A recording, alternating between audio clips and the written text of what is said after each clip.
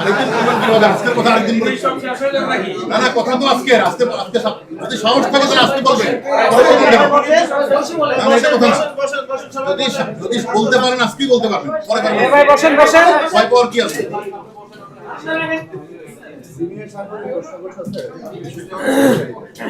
মাননীয় additional commissioner, আপনারা আজকে 4 জনকে গ্রেফতার করে বলছেন যে মেট্রো রেলে তারা হামলা চালিয়েছে, তারা সবাই জাতীয়তাবাদী ছাত্র দলের নেতা এবং এই ঘটনাটি ছাত্র শিবির জামাত করেছে, বিএনপি করেছে। 5 দিন আগে এলিট ফোর্স আরিফুল ইসলাম নামে একজনকে গ্রেফতার করে তাকে ভিডিও ফুটেজে দেখিয়েছে এবং সে হচ্ছে ভিপি নূরের যে রাজনৈতিক দল তার কর্মী, যুগ্ম সদস্য সচিব তারেক রহমানের সাথে আরিফুল ইসলাম মেট্রো রেলে আগুন ধরিয়েছে। আপনারা তাদের কোনো সম্পৃক্ততা পাচ্ছেন না এবং এলিট ফোর্স র্যাব আপনারা যাদের কথা বলছেন তাদের কোনো সম্পৃক্ততা পাচ্ছে না। তাহলে কি বৈপরীত্য আছে কেন? আপনারা কি ভিপি নূরকে বাঁচাতে চাচ্ছেন? সেখানে আমরা আরিফ যে আপনি যার কথা বলছেন তারেক কথা বলছেন আরিফুল ইসলাম। আমি আপনাদের বলছি অন্য কে কি বললো সেটা না, এখানে যেহেতু হাজার হাজার মানুষ অংশগ্রহণ করেছে এই ধ্বংসলীলা, তারা মেট্রো রেলে গাজীপাড়া এবং হাজার হাজার মানুষ অংশগ্রহণ করেছে। এখানে বিভিন্ন দলের থাকতে পারে, আমরা যাদেরকে গ্রেফতার করেছি তারা নেতৃত্ব দিয়েছে এবং তারা এই কাজটি করেছে, তারা স্বীকারোক্তি আমাদের কাছে প্রদান করেছে, আপনাদের আমরা সেটা বলেছি। আমার মনে করি এখানে অন্যান্য জামাত শিবির চক্রের গ্রুপ থাকতে পারে, সেখানে ভিপি নূরের চক্র থাকতে পারে। আমরা কিন্তু ভিপি নূরকেও নিয়ে আসছি রিমান্ডে, আমরা তারেককেও নিয়ে আসছি, আমরা এদিকে সবাইকে নিয়ে আসবো। আমরা মনে করি যারাই বাংলাদেশকে অকার্যকর রাষ্ট্র পরিণত করার জন্য বিভিন্ন মানুষের প্ররোচনায় অর্থ নিয়ে চেষ্টা করেছে, তারা অতীতেও সফল হয় নাই, এখনো সফল হবে না, ভবিষ্যতে সফল হবে। আমরা সেই লক্ষ্যেই আমরা কাজটা করছি এবং আমরা সবাইকে কিন্তু আপনি দেখেন একে আমরা অনেককেই গ্রেফতার করেছি এই ঘটনা যারা সংশ্লিষ্ট ছিল এবং আরো যাদের নাম আমরা পেয়েছি।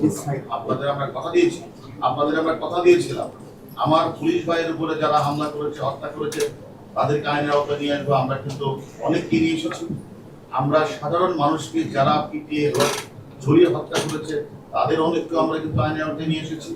আমরা মনে করি মেট্রো রেলে যারা আগুন লাগিয়েছিল, আমরা ছাত্র দলের অনেক নেতৃবৃন্দ, তাদের বস যারা হুকুম দিয়েছে সকলের নাম আমরা পেয়েছি। সকলেই কিন্তু এর ম্যাক্সিমামই কিন্তু আমাদের কাছে আছে, তারা কিন্তু স্বীকার করছে। আমি মনে করি আমরা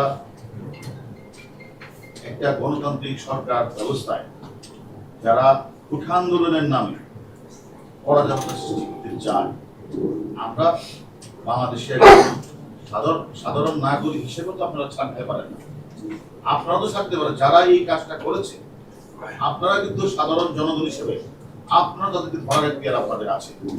আপনাদের কাছে আমার বিনীত অনুরোধ থাকবে, আমাদের আইন শৃঙ্খলা বাহিনী যেরকম ভাবে সব জায়গায় বুঝতে চেষ্টা করছে তাদেরকে গ্রেফতার করা, আপনাদের কাছে যদি সচেতন নাগরিক হিসেবে, সাংবাদিক হিসেবে তথ্য থাকে, এই সকল অপরাধীরা, এই দুর্বৃত্তরা যারা দেশকে অকার্যকর করার জন্য ঢাকা শহরে এই তাণ্ডবলীলা চালিয়েছিল, তাদের নাম্বারটা যদি আপনারা প্রকাশ্যে না পারেন তুলে দিয়ে আপনারা পারলে ধরে, আমি এদেরকে সকলে মিলেই প্রতিহত করব। সাংবাদিক সাঈদকে আপনারা গ্রেফতার করেছেন, সেও কি বাংলাদেশ রাষ্ট্রকে অকার্যকর করতে চেষ্টা করেছিল?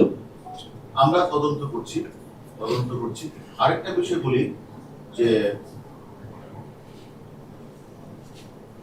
আমরা যাদেরকে নিরাপত্তা স্বার্থে আমরা নিয়ে এসেছি, সেফটি এবং সিকিউরিটির স্বার্থে, আমি এটাও বলবো, আমরা আগে যেমন বলেছি যে আমরা টিভিতে আমরা তাদেরকে জিজ্ঞাসাবাদ করছি, আমি তাই তাদের সেফটি সিকিউরিটির কথা চিন্তা করে আমরা তার পরিবারের কাছে অনুরোধ করব, দুশ্চিন্তা করার মতো কিছু নেই। আমরা মনে করি তাদের সেফটি সিকিউরিটি আমরা দেখছি এবং তার পরিবারের জন্য নিশ্চিত থাকে সেটা আমরা তাদেরকে আশ্বস্ত করতে চাই।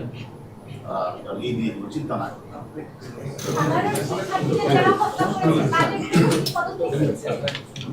সাধারণ শিক্ষার্থীদের যারা কালকে বলবো না কিন্তু আজকে চলে আজকে বলেন